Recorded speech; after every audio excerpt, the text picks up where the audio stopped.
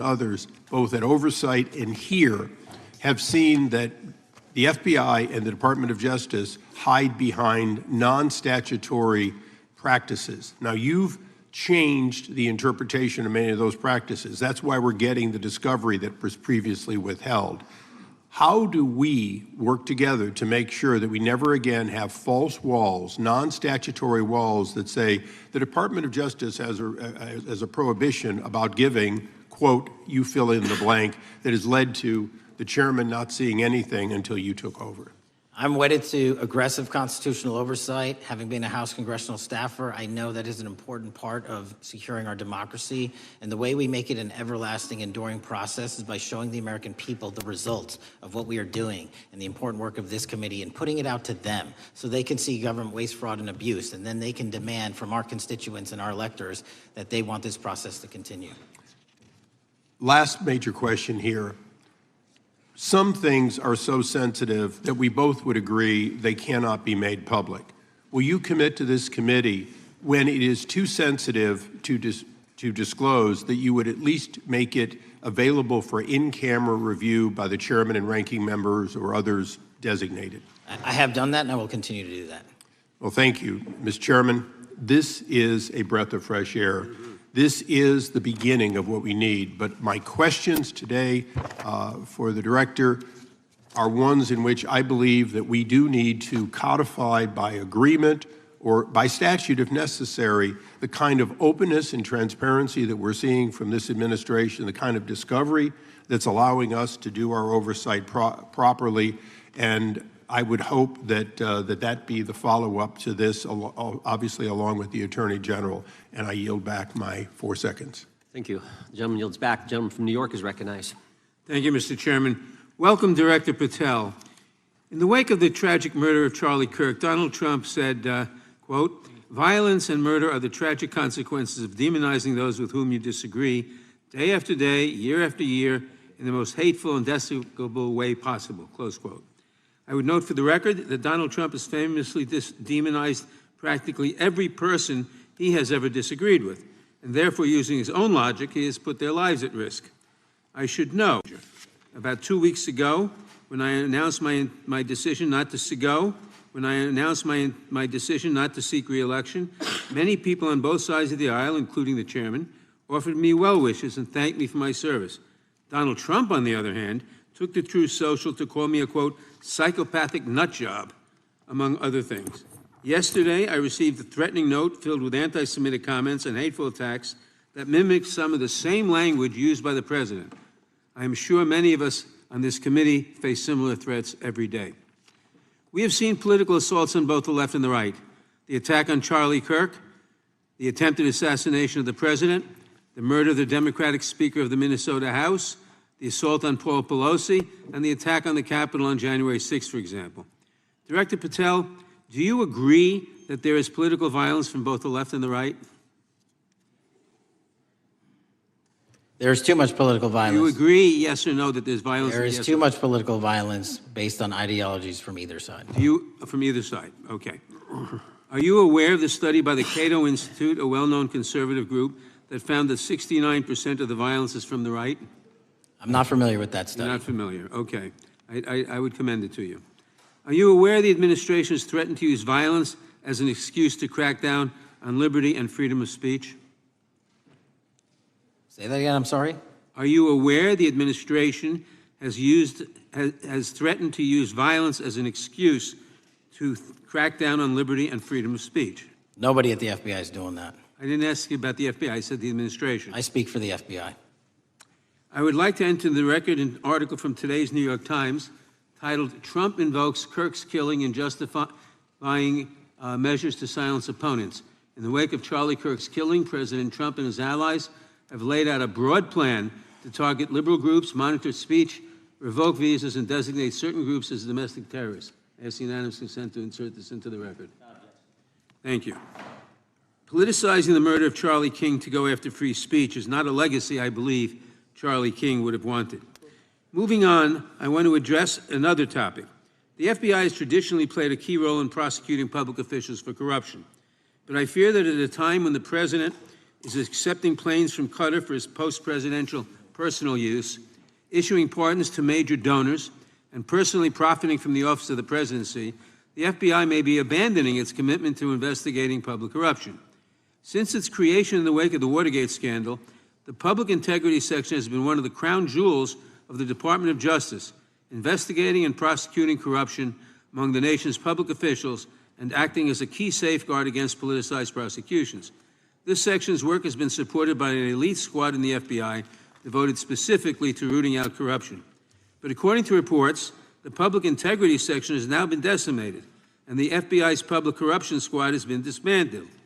I would like to submit for the record a New York Times article entitled, "FBI Dismantles Elite Public Corruption Squad." I ask unanimous consent.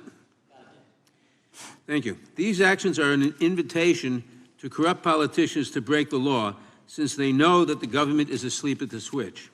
Last month, Senator Warren and I, along with dozens of other members of Congress, wrote to you and Attorney General Bondi expressing grave concern over your decision to effectively legalize corruption and to politicize prosecutorial decisions. And he asks unanimous consent to enter this letter into the record. Thank you. I don't have time today to walk through all your questions, all of our questions and concerns, but will you commit to answering this letter in short order so that we can understand what factors led to this decision and how it has impacted the ability to hold corrupt officials accountable? I will review your letter with my team and respond as soon as I can. You will respond. Thank you. I yield back the balance of my time. Gentleman yields back. Gentleman from Arizona is recognized for 5 minutes. Thank you, Mr. Chairman, and thank you, Director, for being here. I appreciate the change in the FBI and the tone since you've been there. We heard the ranking member, however, describe the FBI under your leadership as being resorting to political enforcement and you personally as being paranoid. I would just suggest that perhaps that is the projections of the ranking member himself and not you, sir. I want to refer to something that was said yesterday in yesterday's hearing by Senator Grassley. He said, "It's well understood that your predecessor left you an FBI infected with politics." At your nomination hearing, he gave you records, made public records about whistleblowers regarding something called Arctic Frost. Arctic Frost was the FBI case opened and approved by anti-Trump FBI agent Thibault, and Arctic Frost became Jack Smith's elector case. The new records show that Arctic Frost was much broader than just an electoral matter. In fact, it was expanded to Republican organizations. Some examples of the groups that the Ray FBI sought to place under political investigation included the Republican National Committee, Republican Attorneys General Association, and Trump political groups. In total, 92 Republican targets, including Republican groups, Republican-linked individuals, were placed under the investigative scope of Arctic Frost. On that political list for investigation was one of Charlie Kirk's groups, Turning Point USA. In other words, Arctic Frost wasn't just a case to politically investigate Trump. It was the vehicle by which partisan FBI agents and DOJ prosecutors could achieve their partisan ends and improperly investigate the entire Republican political apparatus. I'd ask that, Mr. Chairman, that document be administered. Without objection. So, I know that this may be under current investigation, but I wish to ask specific questions about this for just a moment. What search tools were used in Arctic Frost to view private communications of targets? I believe the traditional search tools, search warrants, lawful service of process, and the tools that the FBI has in our infrastructure systems, cybersecurity systems, and counterintelligence systems. But generally speaking, if I may, I want to use this to highlight the fact that I'm continuing my promise to work with Congress to produce documents simultaneously and also conduct ongoing investigations. I'm giving you as much as I can, and I'll give you more when I can. Thank you. Another question regarding that is, were there any directives from the Biden White House concerning the Arctic Frost investigation? Were there any, directives or communications from the Biden White House itself concerning the Arctic Frost investigation? I'll just rely on what was turned over to date, sir. Okay. So I want to add here, the search warrants that were used included the seizing of a U.S. member of Congress, his phone. I think we all know who that was and how that was taken away and used for political purposes, Mr. Chairman, Mr. Director. So we'll leave that for a second, and let's go over to the Charlie Kirk case for just a second. Let's emphasize this. How many hours did it take from the assassination to the arrest of the assassin, Mr. Director? 33. That seems pretty swift, and it was because of the actual release of videos and photographs that you directed to be released, sir. That's correct, and to put it in perspective, the Boston bomber took 5 days and Luigi Mangione took 5 days. Was the platform Discord forthright from the start with law enforcement about the shooter's communications on its platform? Discord, the platform ownership, has been working with our lawful process, and we are obtaining materials from them on a rolling basis. Thank you. And I want to get back here to Article Frost for just a second, Mr. Chairman. I'd like the unclassified document from the FBI released to be admitted to the record. Without objection. And a document from the Economic Times also to be admitted to the record. Without objection. So I'm going to give you the last 30 seconds. We could go on about the Epstein case. I've got a bunch about that, but I'm just going to let you, if you wish to respond to either of the two vitriolic questioning or statement from the Democrats. The work of the FBI speaks for itself. It's on showcase here today. Anyone that wants to attack the FBI can attack me, but leave our leadership structure alone. When you have 23,000 violent felons arrested, twice as many as this time last year, the work speaks for itself. Thank you, Mr. Chairman, and thank you. Appreciate your good work, Director Patel. Yield back. Gentleman yields back. Gentleman from Maryland is recognized. Thank you kindly, Mr. Chairman. Director Patel, before you joined the FBI, you railed against it for covering up Jeffrey Epstein's human trafficking ring. Let me refresh your memory with this clip. It has Epstein's list. They're sitting on it. That doesn't seem like something you should do. You're protecting the world's foremost predator. That seems like an evil thing to do, regardless of who may be embarrassed in the release of that list. Why is the FBI protecting the greatest pederast, the largest scale pederast in human history? Simple, because of who's on that list. So you finished that December 2023 interview with a challenge to the FBI and harsh words for Republicans in Congress for not getting the Epstein files out to the public. You can see this clip. Boy pants, and let us know who the pedophiles are. Put on your big boy pants and let us know who the pedophiles are, you said. You emphasized that the president and FBI director each had complete authority to release Epstein's client list. You said Epstein's black book is under the, quote, direct control of the director of the FBI. Look at this clip. This is way off the topic, but who has Jeffrey Epstein's Black Book? black book? FBI. But who?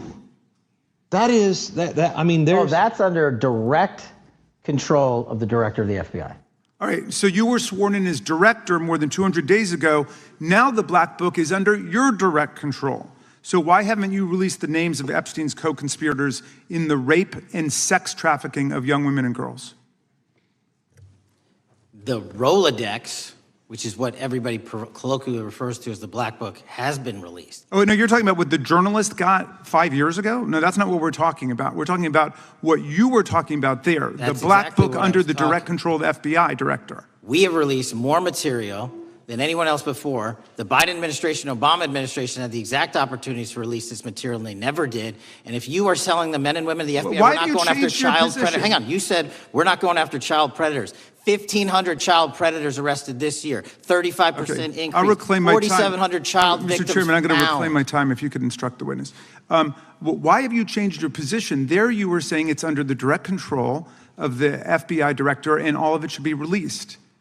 Why have you changed your Everything position? that has been lawfully permitted to be released has been released. And as I told you, Really? the investigation was limited. And let me make something crystal clear. I never said Jeffrey Epstein didn't traffic other people, other women, and they're not other victims. This is the investigation we were given from 2006, 7, and 8, and the search warrants from 2006, 7, and 8. That's what we're working with. Well, wait, have you released all of the stuff that the FBI has seized from Epstein's house The computers, the emails, the file cabinets, the documents? What Every- about the financial records? Have you released all of that? Everything the court has allowed us to Which release. court are you talking about? 3 separate federal courts have come in and said. We're there are talking about the 3 evidence you've got. It's got nothing to do with what those courts have. Do you have any We're talking idea about the how the evidence- law works? Wait. Do you want me to break the law in a federal judge's order? No, I want you to satisfy follow your own curiosity? word, Director Patel. You said up there it was under the direct control of the FBI director. He had the black And book. everything I have direct control over, we have gone to court. You haven't. Complete We your went sentence. to court. Everything you have direct We- control over, you we said. have gone to court, and everything we have direct Director control Patel, over. complete your and sentence. can You said lawfully everything- I'd like to release. the We're gentleman- releasing. He'd like to complete his answer. You began the sentence, everything you have direct control over, and then you stopped that sentence. You've released everything that you have direct control over? And I have direct control over and can lawfully release. If you're not familiar with the court orders, that's not my fault. Oh, I'm Go perfectly, look at them. I'm Go perfectly to familiar court. with them. But how did we prosecute Ghislaine Maxwell? She was prosecuted with the investigatory material that was collected from 2001 and 2005. Because of the non-prosecution agreements and the court orders on the investigations and search warrants, we were not able to develop new information. And oh, by the way, Jeffrey Epstein was out for 12 years, and the Obama and Biden administration did nothing to look at his work, his pedophile network. If you want to blame me, that's fine. But now you're blaming the men and women who conducted No, this stop great that. search. I'm not blaming anybody other than you. You're not keeping your word. You said that you would release all of the materials Has under your anyone direct released control. more information on Epstein than I have? Has Well, anyone? much did more. Comey, did Ray? Much Did more. they? Excuse me. Much more has come out in the days since the American people in Congress have been demanding it, but it's coming out in dribs and drabs. Why don't you just release the entire file as you promised to do? I literally just told you, there are multiple federal court orders. I'm not going to break the law to satisfy your curiosity. You didn't join us when we filed court to release the court orders. You could have. You have lawyers. You could have shown up. You didn't do that. That's a tiny fraction of the material we're That talking is about. not. It is How a do you- tiny fraction. How do you know that? Have you seen No. everything? Time It's of the all gentleman. misdirection. How do you know Time that? of the gentleman has expired. The gentleman from California is recognized. Well, thank you, Mr. Director. Just to be clear, how many of the Epstein files were released in the 4 years of the Biden administration? 0. And how many have you released? I don't have the number, but it's got to be thousands of pages of stuff. I was going to ask you to begin whether Americans are safer today than they were 9 months ago, but you cited dramatic increases in criminal arrests since you've taken office, a dramatic decrease in crime that's resulted. Who would have thought that taking criminals off the streets would reduce the crime rate? But somehow we have stumbled upon that new truth. But it begs the question, what was the FBI doing during the 4 years of the Biden administration to see that dramatic an increase in work under your tenure? The simple answer is I'm letting good cops be cops. We're working with our state and local law enforcement. We're energizing our partnerships. We're bringing on more task force officers. When you have more cops in the streets, when you're using ground-based intelligence, when you're not weaponizing law enforcement and focusing on D.C. and focusing on the rest of America, this is what happens. It is not a significant mind shift in terms of how we maneuver the FBI. They've wanted to do this work since they signed up. We're just letting them. And we've seen many prominent Democrats oppose your efforts to restore law and order to the streets of our nation's capital. I mean, all of us here have seen a dramatic change for the better here in Washington, D.C. Why are so many Democrats attacking you for that? Sir, Democrats have been attacking me for a decade, as is the fake news media. They didn't like the fact that I exposed the Russiagate host and the largest weaponization of the FBI, DOJ, in U.S. history. We proved it to be true with congressional oversight. I'm wed to that congressional oversight and will continue to do that work. Christopher Wray repeatedly warned this committee that the Biden open borders policy had produced a significant increase in terrorist threats that he said kept him up at night. A particular concern, he said, was the 2 million gotaways that entered the country during the Biden administration. That's an average of 41,000 every month. What are the monthly gotaway numbers today? Sir, I'll have to get back to you on the exact gotaway numbers, but identifying that there are gotaways is step one. Going and manhunting them is step two, and that's what we're committing our resources to do. Well, that's my next question, is what progress has the administration made in apprehending and removing terrorist threats that came in during the Biden years? I think you're talking about, if you're not, let me know, known or suspected terrorists, and we've encountered almost zero at the southern border since the southern border has been sealed. But the problem that we are running into is our northern border. It's largely expansive. The enemy has adapted, and we need more focus on the northern border to stop known or suspected terrorists from coming in from places like China, Russia, the Middle East, Africa, Afghanistan. And what can you tell us about the remaining threat posed by potential terrorist cells here in the United States? The terrorist threat that continues to be posed by international terrorists here in the United States is one of my highest priorities. We are working through our intelligence community partners to identify those individuals, and we've taken down numerous individuals in numerous rings across this country to neutralize that terrorist threat, including places like New York City, Los Angeles, and I believe Dallas, Texas most recently. How extensively did criminal cartels like Sinaloa, Jalisco, New Generation, MS-13, Trinidad, and others infiltrate our country during the Biden administration? By the tens of thousands. Well, and what progress have you been making in combating their presence? I think the DHS is best to speak to that, but I think I can't remember the numbers of tens of thousands or hundreds of thousands of individuals they found that came in illegally, and the tens of thousands that associations to criminal networks have all been deported. And that effort is being opposed every step of the way by Democratic leaders in our cities, some of our states, and right here in the Congress. Isn't that true? Well, we're just working where we can in every single city we can, and I welcome the opportunity to partner with Republicans or Democrats on fighting violent crime like we're doing. Mr. Biggs asked about Arctic frost. What else can you tell us about that and what we need to do to assure that it never happens again? Continue the congressional oversight work that you're doing on Arctic frost. Let me provide you with more documentation on Arctic frost, and also call in witnesses from the paperwork that we have given you. You have that right, and the American public deserves to hear what those people have to say. As for my ongoing investigation, there's not much I can say.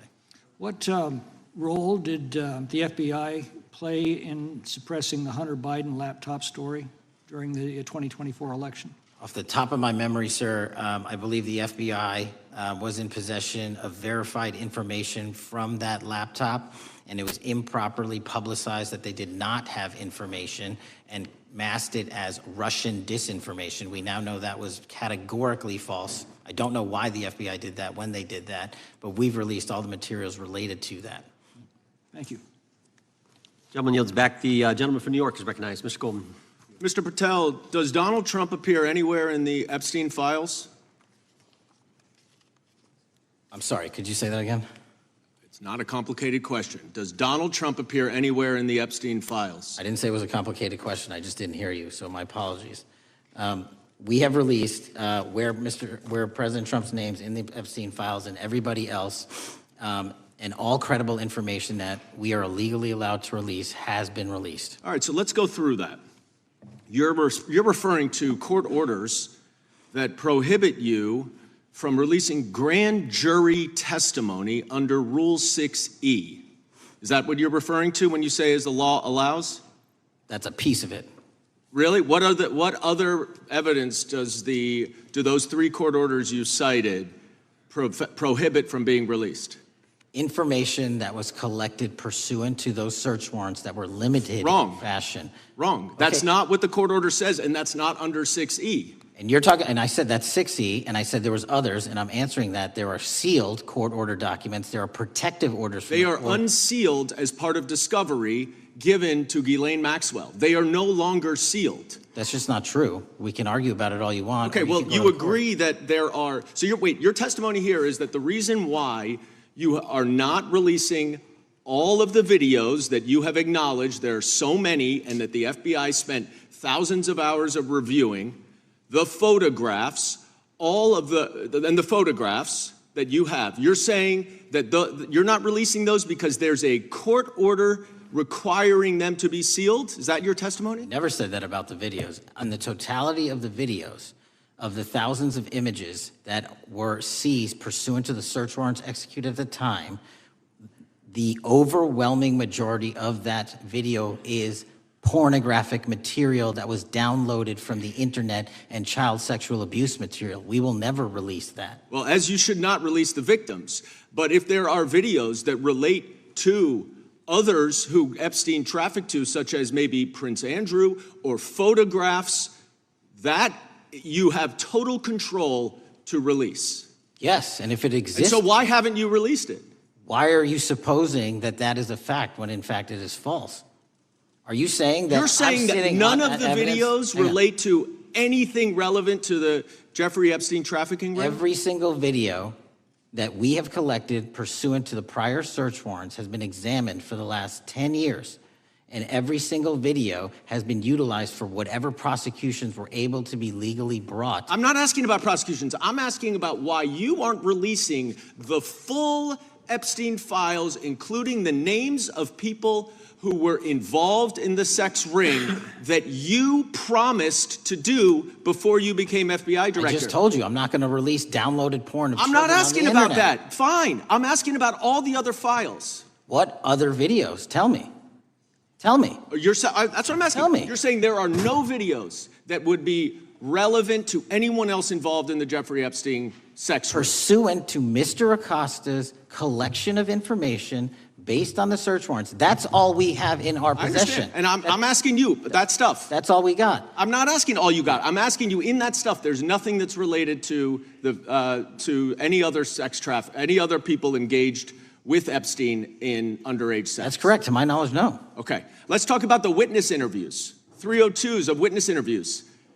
Those are not subject to the court order. Those are not subject to any fictional sealed order for a search warrant. Why aren't you releasing those with the redacted names of the victims? We are releasing as much as legally allowed. That's why we went back to the courts. How is that not legally allowed? Sir, do you know how court orders work? Do you know how protective orders Actually, work? Do you know how Mr. sealing Patel, orders I was work? a real prosecutor for 10 years. I know exactly how. So I was a court fake one? orders. And I want to understand what the court order prevents you from releasing witness statements that the FBI took. You should know that as a real prosecutor, when the court hand downs a protective order and a motion to seal, the material is sealed unless that Your judge testimony waives here it. is that all of those witness statements are under a court order, a protective order.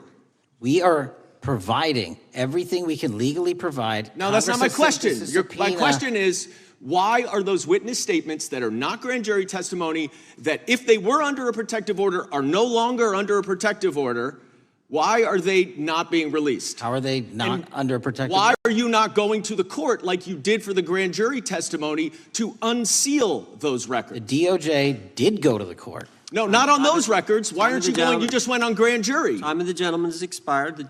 You are hiding the Epstein files, Time Mr. of the Patel. gentleman has expired. You are part of the cover-up. Can I respond? You sure can. Any allegations that I'm a part of a cover-up to protect child sexual trafficking and victims of human trafficking and sexual crimes is patently and categorically false in the work of my So I hope you will talk to them when they have requested to speak with you. Because the victims have requested and you are not responding to them. Director, yes or no, is the FBI still spying on parents at school board meetings? No, sir. Is the FBI still targeting Catholics? No, sir. Is the FBI still spying on President Trump? I don't believe so. Is the FBI still censoring Americans? No, sir. Is the FBI still targeting Americans for shopping at Cabela's or purchasing Bibles? Nobody is targeted for their faith. Is the FBI still targeting Americans who are pro-life? Nobody is targeting anyone for their Is beliefs. the FBI still cooking the books on crime data? The crime data is real. Is the FBI still purging agents for conservative viewpoints? No one at the FBI has asked their viewpoints on Is politics. the FBI still labeling the Betsy Ross flag, the flag of the American Revolution, a hate symbol? No.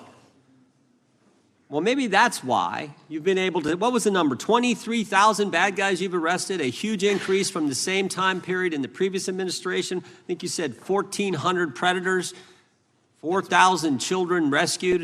Were those the facts? 4,700, 35% increase on children rescued. Yeah. And you got the guy at Abbey Gate. We got the Abbey Gate guy. We had a guy from the 4th District of Ohio who lost his life there serving our country. We appreciate that. Maybe when you're not focused on politics, you can actually do what the FBI is supposed to do. Go get the bad guys, right? That's what the men and women of the FBI do. Director, did John Brennan lie to Congress? Let me just read a couple things, actually, before you answer that. 2 years ago, we had Mr. Brennan in for an interview, And I asked him, how'd you learn about the dossier in December of 2016? Mr. Brennan replied, I received a copy of it from the FBI, and the CIA was very much opposed to having any reference or inclusion of the Steele dossier in the intelligence community assessment. That's what John Brennan told the United States Congress. 7 weeks ago, the Director of National Intelligence told us this: John Brennan lied and denied using the dossier in the intelligence community assessment because he knew it was discredited. CIA officer told the House Intelligence Committee Brennan refused to remove it, and when confronted with the dossier's main flaws, he responded, yes, but doesn't it ring true? John Brennan lied to us? Mr. Chairman, I won't stylize the evidence. What I will say is that the intelligence community assessment, those that created it and any individual involved with it, is an ongoing investigation. There's an investigation into what took place in December and January of December 2016, January 2017, when this whole thing started, this grand conspiracy. That is being investigated, is that right? That has been publicly announced by the department. That's been announced by the department. Did Chris Wray hide documents from this committee? You would know better than me, sir. Well, I think you told us like 700 pieces of information you've given this committee since you've been the director relative to just one incident, the Catholic memorandum from the Richmond field office. I can give you the comparison, sir. Yeah, the Catholic memo, I believe we turned over 750 documents. In Mr. Ray's tenure, I believe they turned over 19 pages. 19 pages. You've given us 700. Why would Chris Wray hide information from this committee? You'd Want have to to hazard ask a guess? I'm sorry? Hazard a guess why he would do that? I don't know, sir. I think maybe it was because FBI was spying on a priest, trying to get him to break the priest-penitent confidence that exists. You think maybe that was the reason? You'd have to ask him, sir. Yeah, we'd love to do that. I want to read a few names here. Arctic Haze, Tropic Vortex, Riding Hood, Foggy Falls, Echoes Fate, Sirens Lure, Genetic Christmas. What are these code names about, Director? You know? Not off the top of my head. Well, Arctic Haze, Tropic Vortex. My understanding, these are code names for leak investigations of classified information from the year 2017. Does that ring a bell? In terms of leak investigations, many of those are classified and many of those are ongoing, Mr. Chairman. But we are working with you to produce documents as we close those investigations or as we declassify them. Let me ask you this question, because this is something I've wondered about, the way the FBI used to work. Wade, this whole thing kind of, so many of these things unfolded. Seems to me you had all these people in government leaking information that then gets reported in the press, and there's a story written about it, and then that article is then used to further the investigation and move forward with what they want to do. Did that take place back in 16 and 17? That's the exact scenario that took place in the FISA application for Carter Page and the rest of the Trump campaign. And that is frightening, because that's what the CIA is supposed to do in foreign countries. It's not supposed to happen to Americans, but it did, didn't it, Director? Yes. And not just any Americans, it happened with the President of the United States. Is that accurate? Yes, sir. Yeah, and you were the key guy in helping expose that. And I think our country will be forever grateful for what you did to let the country know that was going on involving Americans, which is not supposed to happen, and not just, again, any American, but the President of the United States. Chair now recognizes the gentlelady from California. Thank you, Mr. Chairman. I'm concerned by reports that FBI agents have been diverted from their important work on crime and anti-terrorism to work on matters that are not critical to our safety. I'd like to play the video, the whole video Jeffrey clip. Epstein's Black Book? Black Book. FBI. But who? That is, I mean, there's... Oh, that's under direct control of the director of the FBI. Or So, but the Black Book, it's not just sitting, I mean, that's Hoover power times 10. And to me, that's a thing I think President Trump should run on. On day one, roll out the Black Book. In contrast to that attitude of let it all out, we're getting reports of actions that run contrary to getting everything out and that also involve diversions of FBI resources. For example, an FBI whistleblower reported that you were pressured by the Attorney General to place 1,000 personnel on 24-hour shifts to mine roughly 100,000 Epstein-related records to redact President Trump's name from the files. Bloomberg reported this, that you directed FBI special agents from the New York and Washington field offices to join the Bureau's FOIA employees in Winchester and another building a few miles away, and that while reviewing the Epstein files, FBI personnel identified numerous references to Trump in the documents, and people familiar with the matter said that Trump's name, along with other high-profile individuals, was blacked out. Now, the New York Times reports, and this is a quote, Justice Department officials diverted hundreds of FBI employees and federal prosecutors from their regular duties to go through the documents at least 4 times, including once to flag any references to Mr. Trump and other prominent figures. Details of the review were based on accounts by 3 former FBI and Justice Department officials who spoke on condition of anonymity because of fears of retaliation, and further that the FBI finished after they finished its review of the files and materials was sent to a team of Justice Department lawyers who double-checked the FBI's redactions and, quote, were instructed to flag any mentions of Mr. Trump and other celebrities. Now, I have 3 questions for you, Mr. Patel, about this. First, how many times did President Trump's name appear in the Epstein files? Was it more than 100, more than 1,000? Were the agents who were pulled from their duties to redact the president's name from the Epstein files working on criminal cases or national security cases or child sex trafficking cases? And are the number of agents that have been reported diverted for these purposes, is that accurate? No. No what? You asked if it was accurate. I said it wasn't. So you're saying that none of this happened? No, I'm saying it was inaccurate. Okay. How many times did President Trump appear in the Epstein files? More than 100? More than 1,000?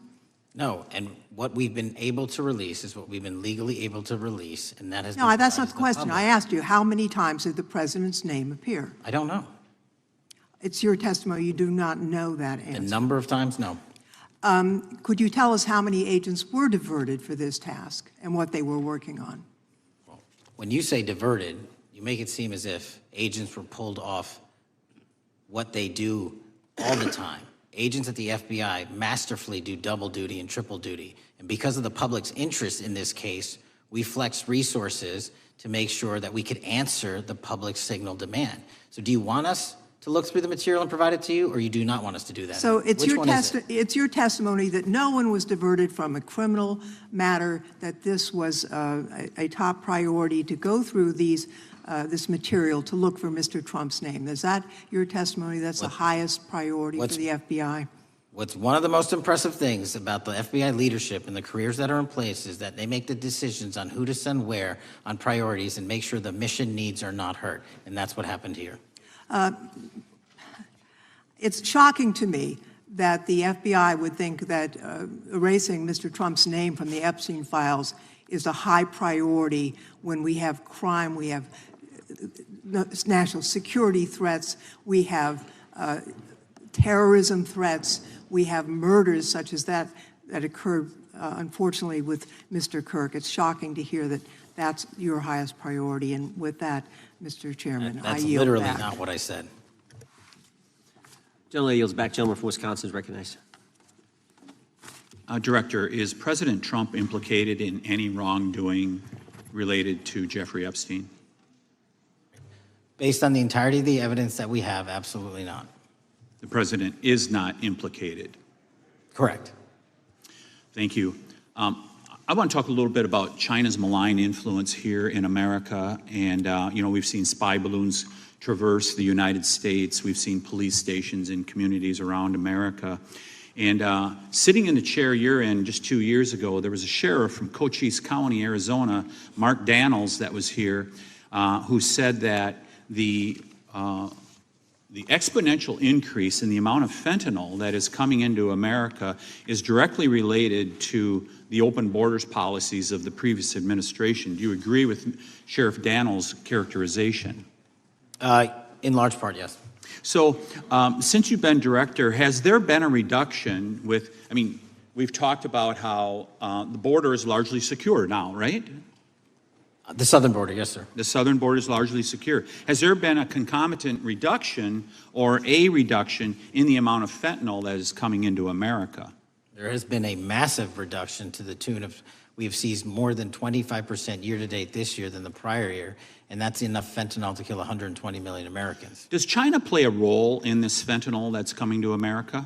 As I stated in my opening, sir, what they do and the companies in China, mainland China do, is produce the precursors and the cutting agents that they ship overseas through various countries into the Mexican drug cartels who produce it. So they basically are the cooks in terms of the ingredients.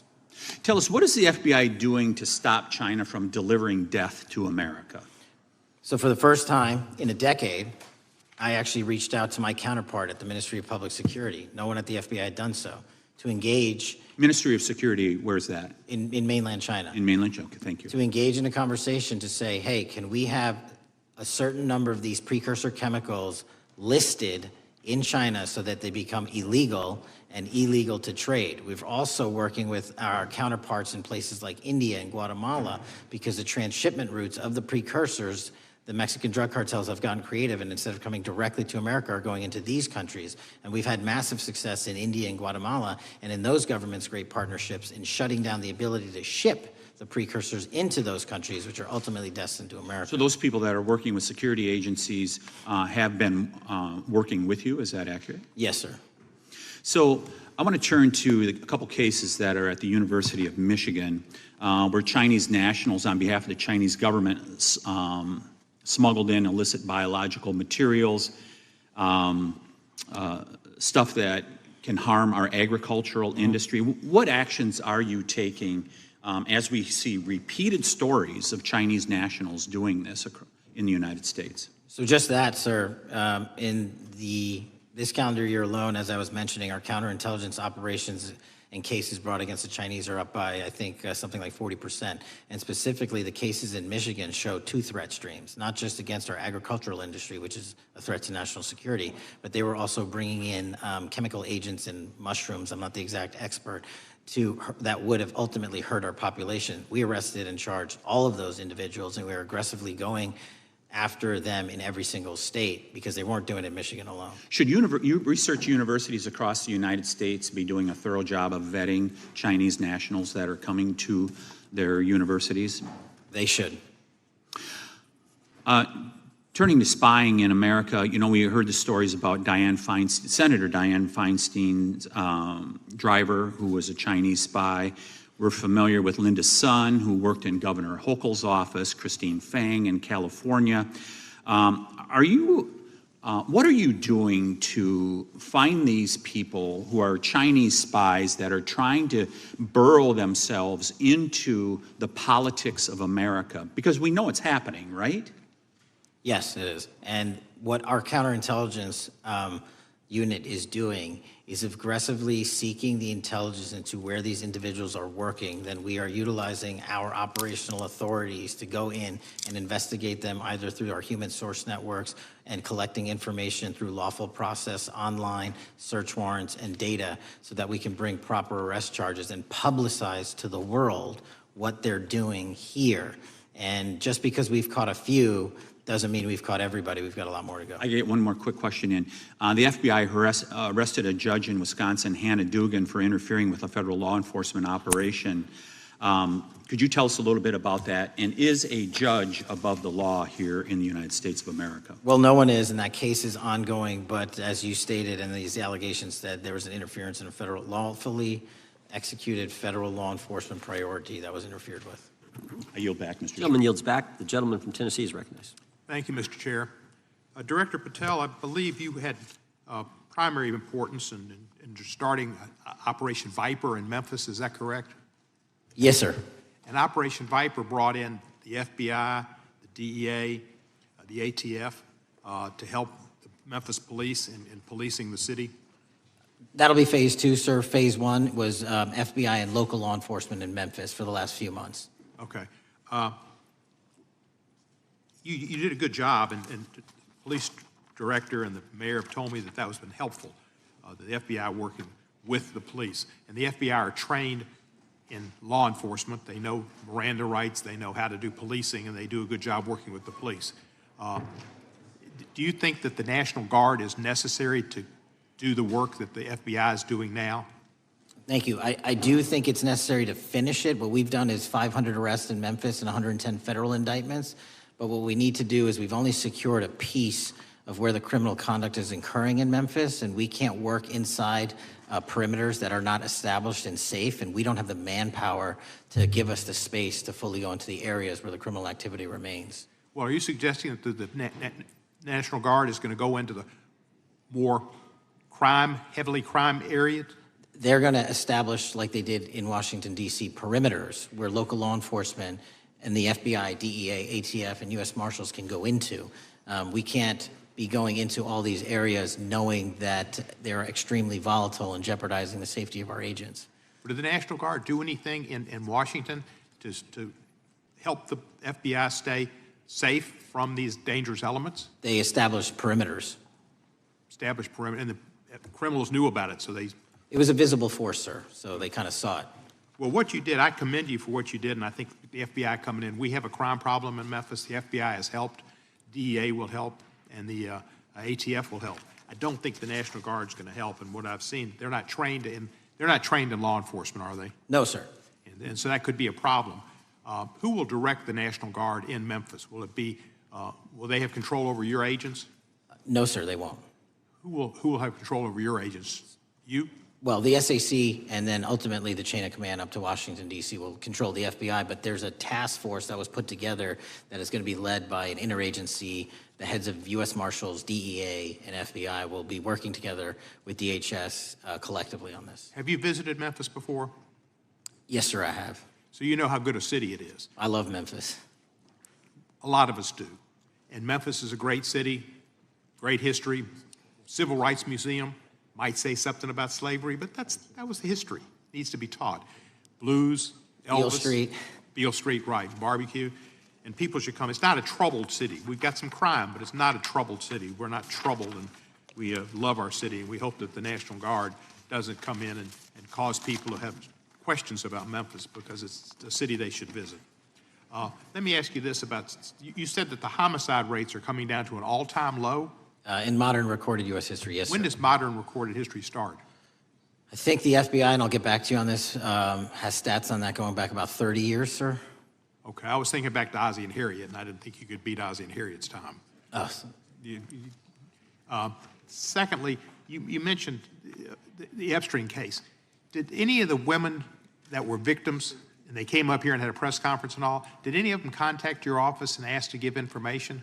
To my knowledge, no, sir. If they did, let me ask you first, is there a statute of limitations on sex crimes like that, with sex with a minor, rape? The DOJ is the expert, but I do not believe there's a statute on that, limitations on that. So if there's not a statute of limitations, should you not be interviewing those people who know who raped them and the names and the places and give you that information? That seems like that's a treasure trove of information, and it's a serious, serious, serious number of crimes. Sir, I couldn't agree with you more. We've been very public about asking individuals to come forward with new information, and we would run out every single lead on that. Well, I'm sure the women will come forward, especially today, to be sure that they will get an opportunity, because that seems like something we ought to do.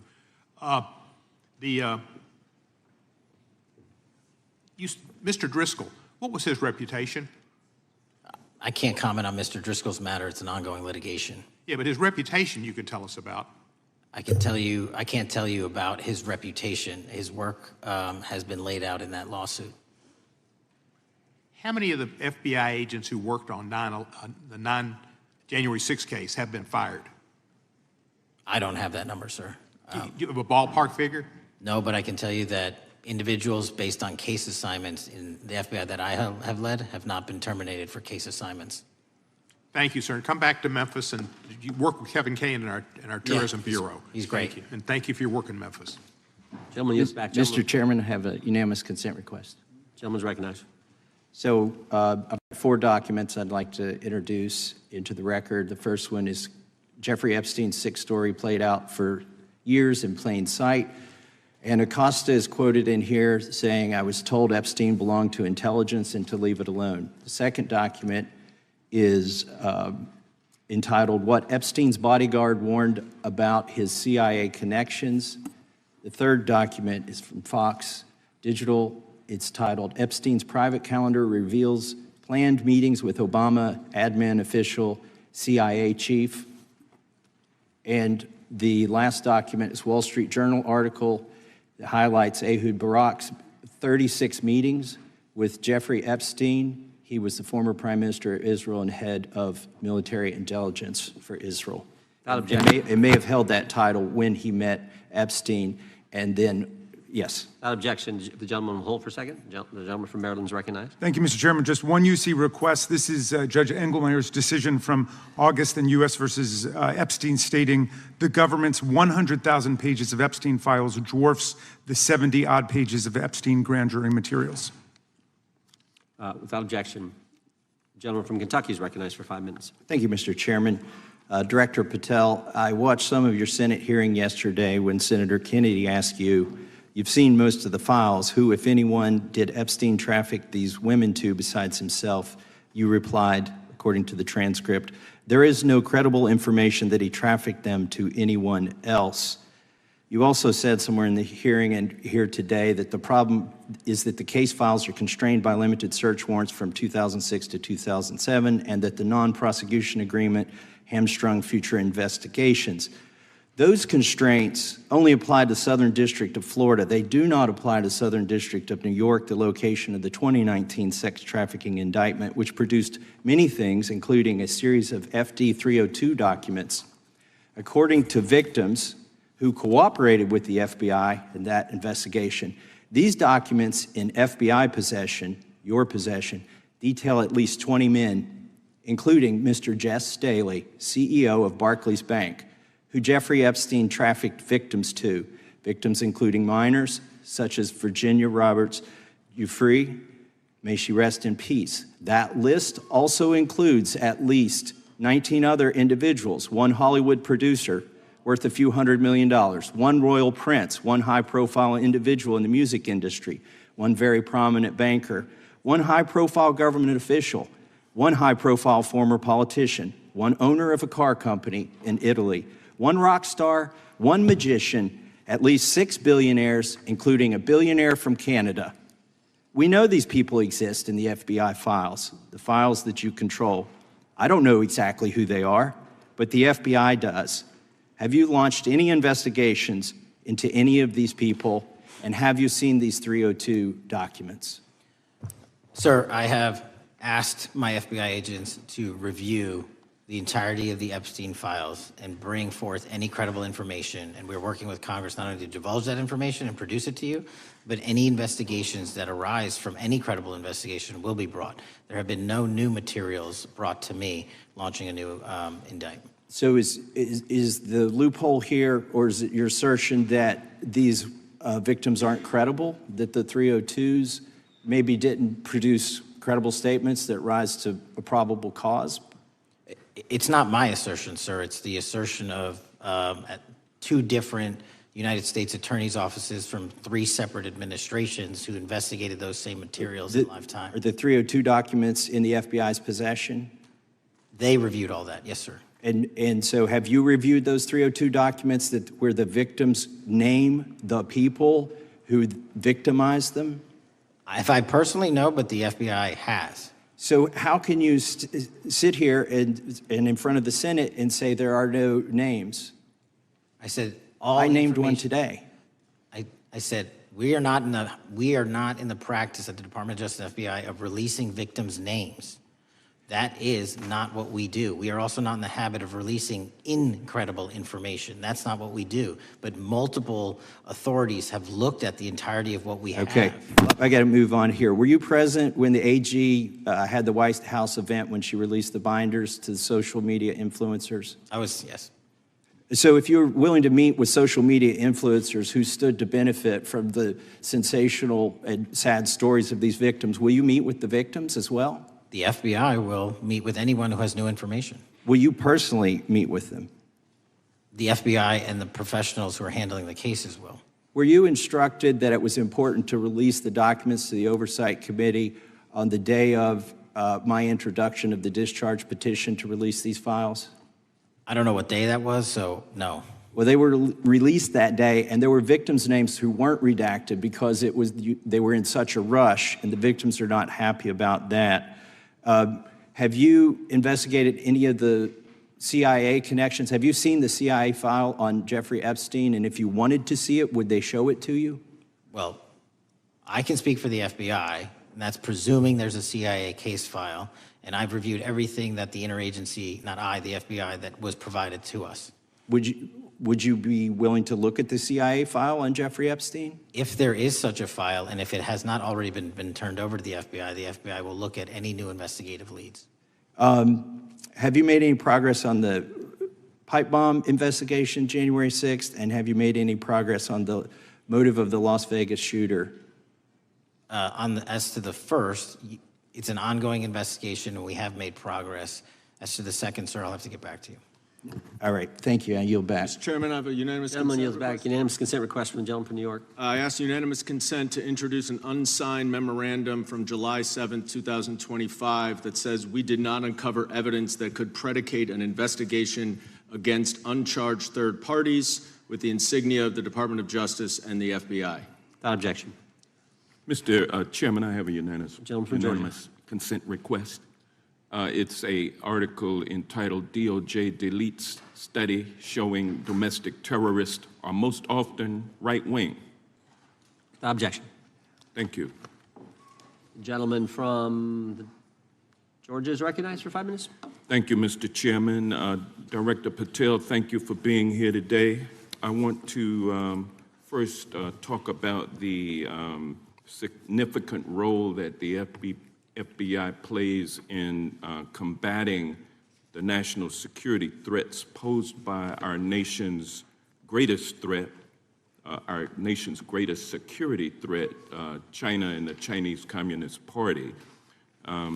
It's a fact that China is America's most significant national security threat, isn't that correct? I would say so, sir. And you would agree with me that China wants to dominate the United States of America? I think that's largely their plan. And they want to dominate the world, both militarily and economically, isn't that correct? I think so. And sir, you've been FBI director for the last, 8 months? 7 months, yes. 7 months, and during that time, have you held any stock in any companies founded in China? I don't believe so. Well, you do own stock in a company known as Elite Depot, don't you? Which one, sorry? Elite Depot. You own stock. I think that's, I'll have to get back to you. I think it's a law firm and it's a company out of Singapore. Okay, well, no, the company out of Singapore, which is owned by Elite Depot, is the Shein Company, which was founded in China, correct? That company operates out of Taiwan. Well, they changed their headquarters from China back in 2022 to Singapore for tax purposes, but it's owned by a Chinese billionaire. I think his name is Charlie Zhu, and you own stock in the company that owns Shein. Which I disclosed during my confirmation process. You certainly did. And now, do you still hold that stock in that Chinese company?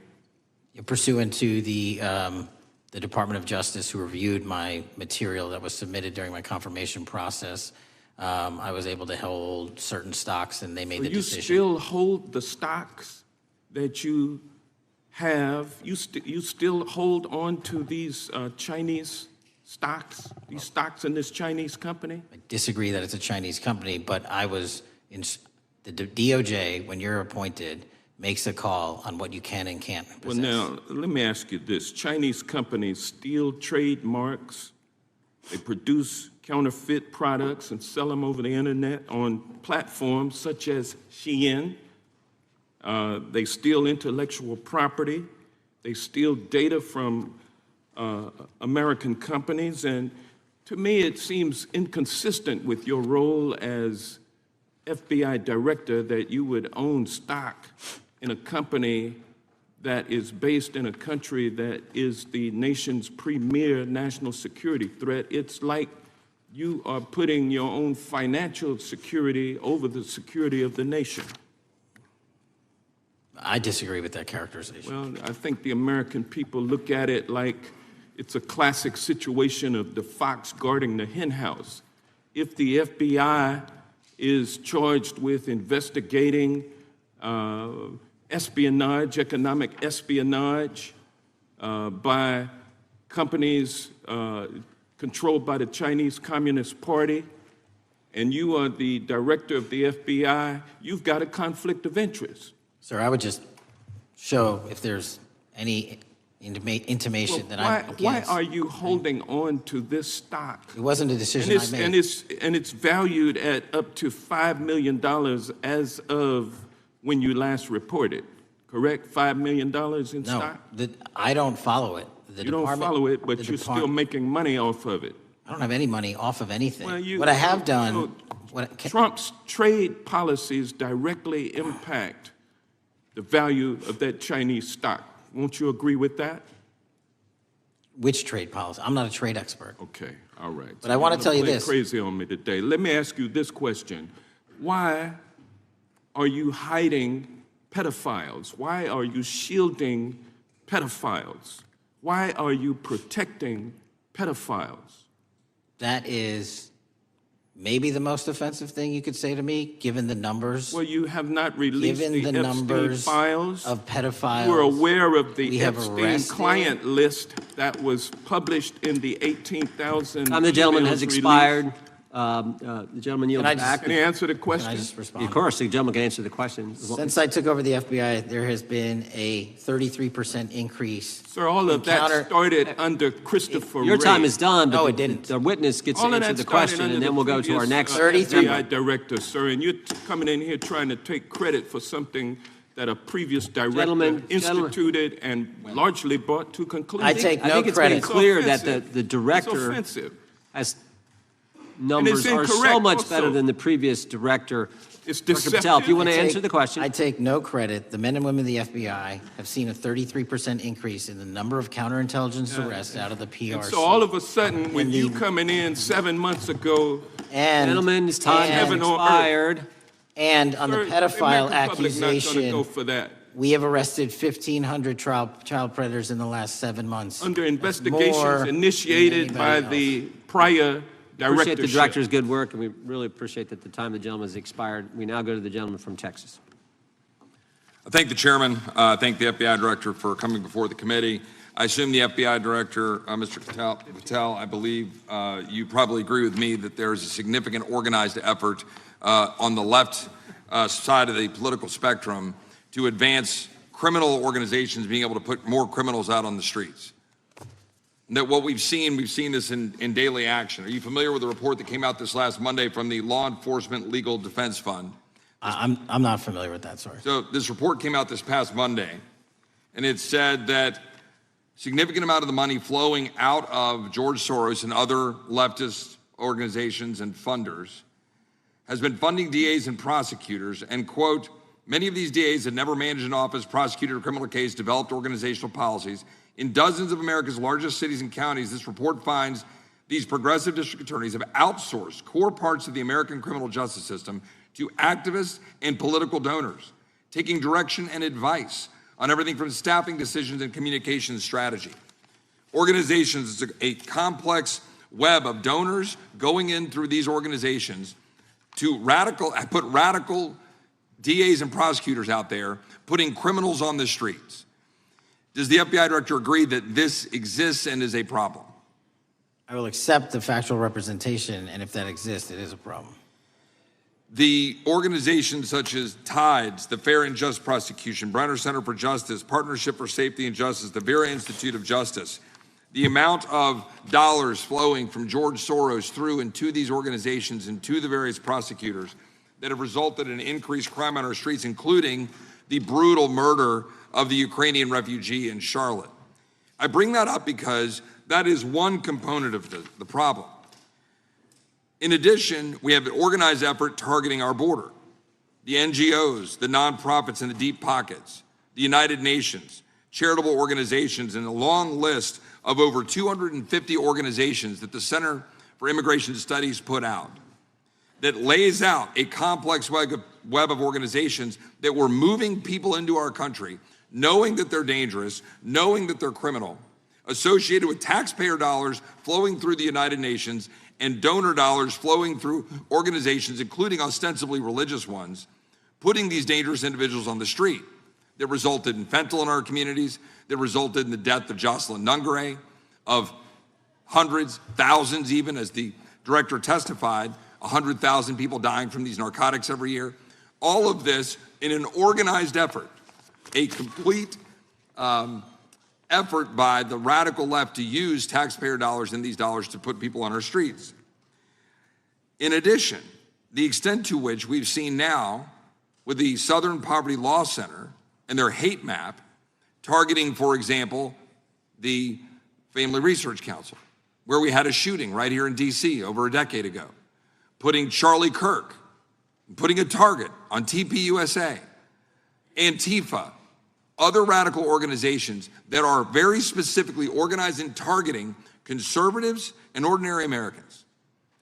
Well, how about the organized effort to infiltrate our schools and advance a transgender agenda and advance a radical agenda, perhaps one that we will see exposed further in the individual that actually shot Charlie Kirk.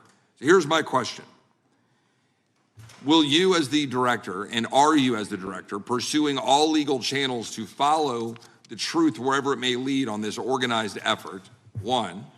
And two, do you agree that Congress should take all action necessary to expose this web of dollars that are flowing to undermine our way of life? I got another minute in my time that I'd like to hear from you on this topic broadly. I'll keep it short.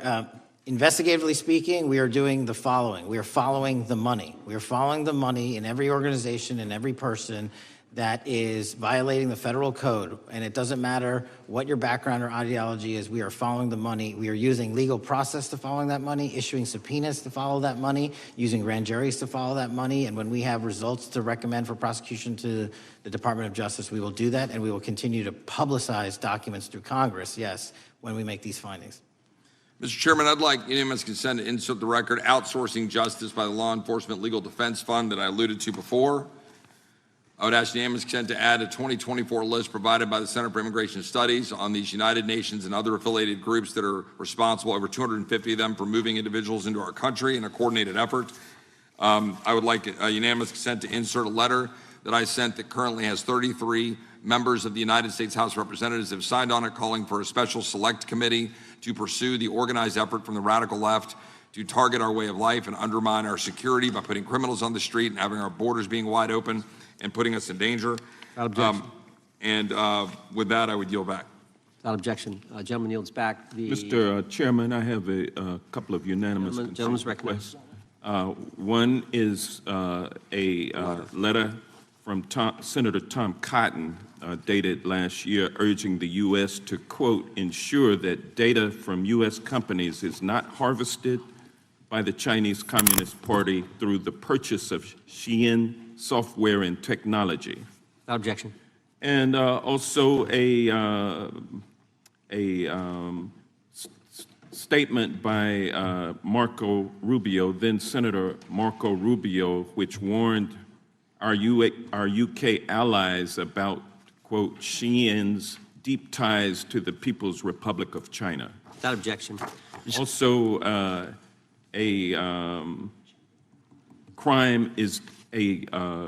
the record crime is down in 2025. Trump doesn't deserve credit, which demonstrates that the crime rates have been decreasing since 2023, which was published by the Vera Institute. Also, a unanimous consent request to enter into the record a NPR report from July of 2024. GOP vows to make America safe again. Statistics contradict their growing crime claims. Without objection. Also, a report out of the American Presidency Project dated January 17, 2025, record low crime during the Biden-Harris administration. Without objection. Also, Joe Biden is correct that violent crime is near a 50-year low, which was a PolitiFact publication of May 2024. And last but not least, a FBI releases 2024 reported crimes in the nation statistics. These are FBI statistics published on August 5th, 2025, which details decreases in murder, rape, aggravated assault, and robbery in 2024. Without objection. Gentleman from Kentucky is recognized for unanimous consent. Mr. Chairman, I ask unanimous consent to submit two sets of documents. The first is a series of emails from the victims of Jeffrey Epstein. They are making FOIA requests to get their own FBI files and not having any success. So I want to bring attention to that by submitting that to the record. The second document that I want to submit to the record, for the record, I know we don't usually read these. This one's not readable. It's completely redacted for the most part, the first 50 pages. This is actually the search warrant that was served on James O'Keefe for a diary that he had already given to the government 2 months before. And as it turns out, there were no indictments here, yet he still doesn't know why he was raided, and I think he deserves to know. So, Without objection. Thank you. The chair now recognizes the gentleman from California. Director, the first time you saw Donald Trump's name was in the Epstein files. Did you close the files or keep reading? I have reviewed not the entirety of the files, so You haven't reviewed all of the Epstein files? Personally, no. You're the director of the FBI. This is the largest sex trafficking case the FBI has ever been a part of. Buck stops at the top, and your testimony today is you have not reviewed all of the files. What I've been doing is been busy providing the safest country this country has seen in modern U.S. history in historic speed, because the men and women of the FBI are given the resources to reduce the homicide rate, to reduce the drug trafficking rate, to reduce the amount of children that are being trafficked, and the number of pedophiles. It sounds like those children being trafficked would appreciate the director reviewing the files. You said you don't know the number of times Trump's name appears in the files, so it could at least be 1,000 times. Is that right? The number is a total misleading factor. We have not released number anyone's at least be 1,000 name times? that we have not released anyone's Could it name in the at least Epstein be 1,000 files that times? has not been credible. Director, And could it at we have least be 1,000 released times? every piece of legally permissible information. Okay, you can so- characterize the numbers however you want it. Reclaiming my time, Director. It sounds like if you don't know the number, it could at least be 1,000 times. Which It's not. leads me- It's not. Is it at least 500 times? No. Is it at least 100 times? No. Then what's the number? I don't know the number, but it's not that. Do you think it might be your job to know the number? My job is to provide for the safety and security of this country. My job is not to engage in political And that innuendo includes protecting so you can sexual go out to the assault sticks and get your 20-second hit in your fundraising reclaiming my article. time, And Director. keep going, reclaiming your time, because the Director, people of California If are being Trump- if the underserved by president- your If the representation. president is not implicated, why not release everything that involves We him? have released everything, the president and anyone else's side, that is credible and lawfully be able to be released. Your fixation on this matter and baseless accusations that I'm hiding also child Mr. Massey's pedophiles is disgusting. interest. Anyone that says that needs to look at the stats alone. And go back to the state of California, who's receiving the biggest surge in FBI resources through my redeployment, because the cities of Los Angeles, San Diego, and San Reclaiming Francisco my time, need it. Director. Remembering your oath to tell the truth, did you ever tell Donald Trump his name is in the files? I have never spoken to President Trump about the Epstein files. Did you ever tell the Attorney General that Donald Trump's name is in the Epstein files? The Attorney General and I have had numerous discussions about the entirety of the Epstein files and the reviews conducted by our team. Did you tell the Attorney General that Donald Trump's name is in the Epstein files? And we have released where President Trump's name is in It's the a simple attorney's question. file. Did you tell the Attorney General that the President's name is in the Epstein files? During many conversations that the Attorney General and I have had on the matter of Epstein, we have reviewed. The question is painstakingly simple. Who Did you can tell the Attorney General that Donald Trump's name is in the Epstein files? Yes or no? Why don't you try spelling it out Yes if you're or going to mock no, me? Director? Use the alphabet. Yes or no? No? A, B, C, Director, D, E, F? it Don't sounds wanna do like you don't want to tell us. Did you tell the Attorney General that Donald Trump's name was in the Epstein files? Why don't you try serving your Director, constituency did by you tell the focusing on Attorney reducing General violent that Donald crime in this Trump's country and the number of pedophiles that are Director, legally reclaiming harbored my time, in your Director. sanctuary cities in Director, California? reclaiming I'll my work with time. you on that. Do Regular you want order, to work Mr. with Chairman. us on that? Director, Time reclaiming my belongs to time. the gentleman from California. Did you tell the Attorney General that Donald Trump's name is in the Epstein files? Question has been asked and answered. You've not answered it, and we will take your evasiveness as a consciousness of guilt. Director, did Donald Trump ever say to you, just find and release the entire truth? Don't worry if I'm in it. The instructions from the administration were to release all credible information, and we have done that. Did Donald Trump ever provide information about Jeffrey Epstein as an informant? Donald Trump has not been, and I can only speak for the FBI, an informant of the FBI. So, Director, you've played this cute shell game where you say you can't release everything because the court has said that it legally is not allowed to be released, but the court calls bullshit.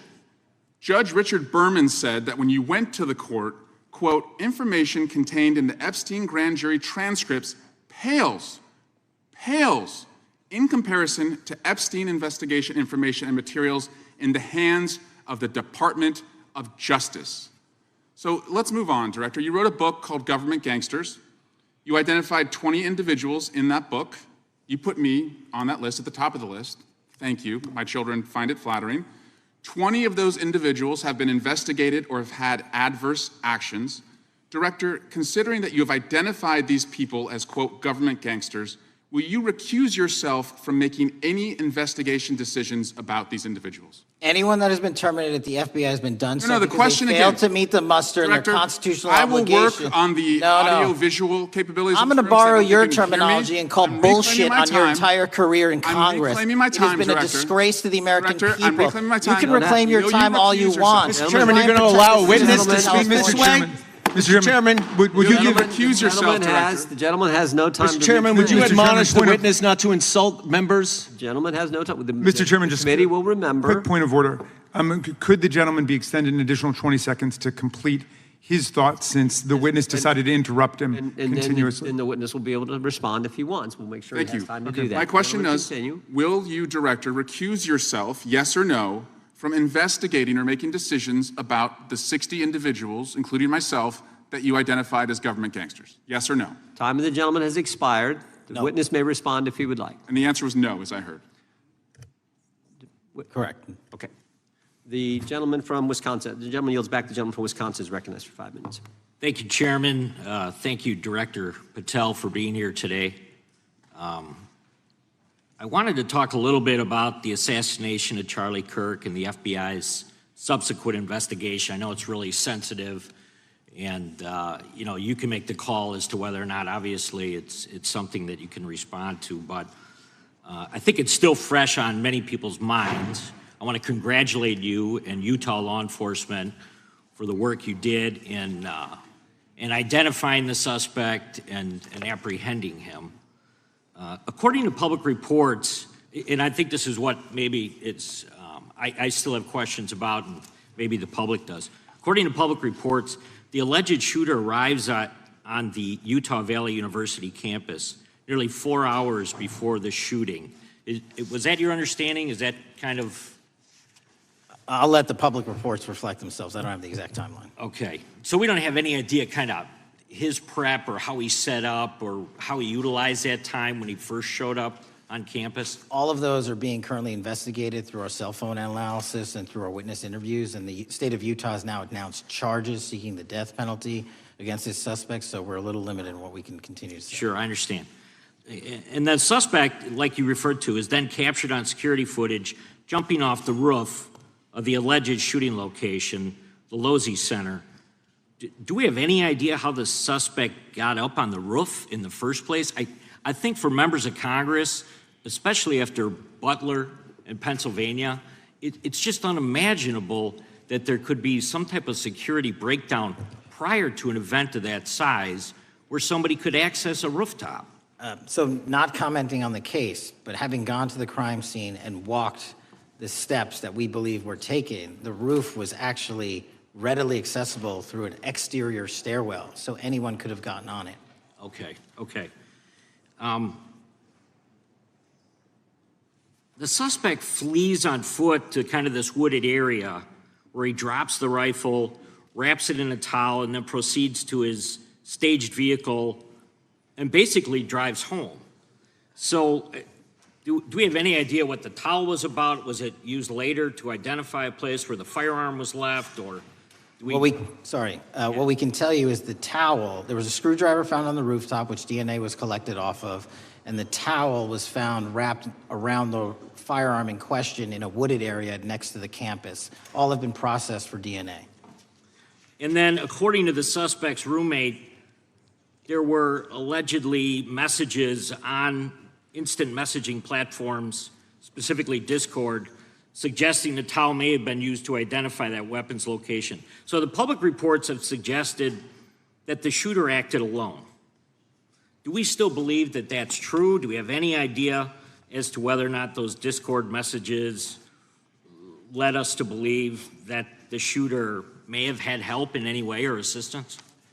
I can only speak to the FBI's investigation, and our investigation is ongoing, and we are interviewing any of those individuals involved in that chat and other individuals in the area. Very good. And so my suggestion, if there are accomplices, I'm sure this is something that the FBI is going to continue to investigate fully and thoroughly into the future. Yes, sir. The reason I ask that is because I don't know that that was necessarily the case with Butler, Pennsylvania. So thank you so much for your persistence kind of in this matter. There's still a lot of public questions that need to be asked. Let me shift to another topic very quickly. On July 31st, 2025, the DOJ and the CIA declassified the annex to Special Counsel John Durham's 2023 report on Operation Crossfire Hurricane. The 29-page Durham Annex contains previously classified information about, among other things, the investigative referral of the Clinton campaign plan. Why would somebody place documents in a burn bag related to this case? That case is very much ongoing, so I can't comment on the stylization of the evidence we're collecting. Can you comment at all on the Durham Annex as I described it? The Durham Annex, which has been publicly released thanks to the FBI's commitment to transparency, is one of the documents that's being utilized. And in general terms, speaking for burn bags, sir, a burn bag is what you use to put classified documents into generally, because that is literally how you destroy them. So it appears that efforts were made by the Clinton campaign to reach out to the FBI agents or the Clinton sympathizers in the intelligence community in order to lead more credibility to the Clinton campaign plan. Do you think that's an accurate characterization? Again, I'm not going to characterize that material because it's part of an ongoing investigation. Thanks for being here today. I yield back. Gentleman yields back. Gentleman from California is recognized. Thank you, Director Patel, for being here today. The FBI searched Jeffrey Epstein's Manhattan residence, correct? I believe that happened in 2018. I think there was 2 locations, sir. It's 2019, and in that residence, the FBI found a safe, correct? I don't have the catalog of evidence in front of me. In that residence, the FBI found a safe, correct? I'll accept your representation. Okay. And in that safe, the FBI found topless and lewd photographs of girls, correct? Again, sir, I'll accept your representation. I don't know. Thank you. It was all over the media at the time. There's a New York Times article that says Jeffrey Epstein is indicted on sex charges as discovery of nude photos is disclosed, dated July 8th, 2019. And the Times reports a trove of lewd photographs of girls was discovered in a safe inside financier Jeffrey Epstein's Manhattan mansion. Author Michael Wolff has conducted numerous interviews of Jeffrey Epstein. I'm going to play for you a video clip of what Michael Wolff said Epstein told him was in the safe and what he showed the author was in this safe. So let's please play that clip now. Elected. And I was sitting talking to Epstein, and he said, "Wait a minute, I got to show you something." And then he went into his safe, and he came out with photographs. They were Polaroids, I think, and he kind of spread them out like playing cards, and it was Trump. I mean, I think there were a dozen of them, and it was Trump with girls of an uncertain age at Epstein's Palm Beach house where all of the things that he would ultimately be accused of took place. And I remember very vividly 3 of them. There are 2 in which Trump is, the girls, topless girls, are sitting on Trump's lap. And then a 3rd in which he has a stain on the front of his pants. And the girls are kind of pointing at it, sort of bent over, laughing. So Director Patel, I'm going to ask you a very broad and general question. As you know, Donald Trump and Jeffrey Epstein were friends. There are, of course, photos showing Donald Trump together with Epstein, correct? I don't have the entirety of the photographs, but I think they've been photographed in public together. All right. Are there any photos showing Donald Trump with girls of an uncertain age? No. How do you know that? Because that information would have been brought to light by multiple administrations and FBI investigators over the course of the last 20 years. Well, you know what? That's just not true, because no one knew about the creepy birthday message that Donald Trump wrote to Jeffrey Epstein until the Wall Street Journal disclosed it, and then all of a sudden, the Epstein estate provides it to Congress. Well, so certainly, you weren't there at the search. You don't know what Epstein may or may not have done with those photographs even prior to the search. Maybe someone has it. Maybe the Epstein estate has it. You raise a great point. So I'm going to ask you, have you asked to talk to Michael Wolff? You raise a great point. I haven't personally asked to talk to Has Michael the FBI asked? But the FBI, I'll get back to you if the FBI specifically So Michael asked has ever. about 100 hours of testimony of Jeffrey Epstein. Wouldn't it be good for the FBI to interview Michael Wolff? I'm not saying they haven't. I just don't know. Has FBI subpoenaed the tapes that Michael Wolff has conducted of Jeffrey Epstein? I don't know. All right. So if you could provide us an answer, that would be terrific. Sure. Well, let me ask you this question then. Have you looked at all the photos in Epstein files? I have looked at all the information that the investigators who investigated this case have provided to run out credible leads. And in the Epstein file, was there that creepy birthday message that Donald Trump had written to Epstein? No, that's what I was trying to tell you. You raise a great point. The estate of Jeffrey Epstein has a voluminous amount of information that they have not released before. Okay, so that's great. So wouldn't it be great if FBI subpoenaed the estate of Jeffrey Epstein for all that information? The estate is under no obligation to provide that material, even pursuant to a subpoena. That's a great point. Yeah, that's just false. Okay. That's just false. You're the frickin' FBI. You can subpoena the information from the estate, and you better do that. That's literally not how it works. I'm going to move on now and talk about Epstein's client list. You confirmed that it exists. Attorney General Pam Bondi confirmed earlier this year that it exists. So I just want to ask you a simple question. Is Prince Andrew on Epstein's client list? The material related to Prince Andrew has been made public. Is Prince Andrew on the client list? We have released the index of names that were in Jeffrey Epstein's. Is Donald Trump on Epstein's client list? The index has been released, and the index will speak for itself. So I'm just going to say, America, there's a huge red flag. The FBI director could not answer whether Donald Trump was on Epstein's Gentleman's time client has list. expired. I Chair yield now back. recognizes the gentleman from Virginia. Thank you, Mr. Chairman. I want to thank the director for being here and for his work over the last several months, removing the taint of partisanship that has infected the intelligence community over the past several years under the last administration, under the last several directors, standing up for law enforcement, standing up for the brave men and women who work in your agency.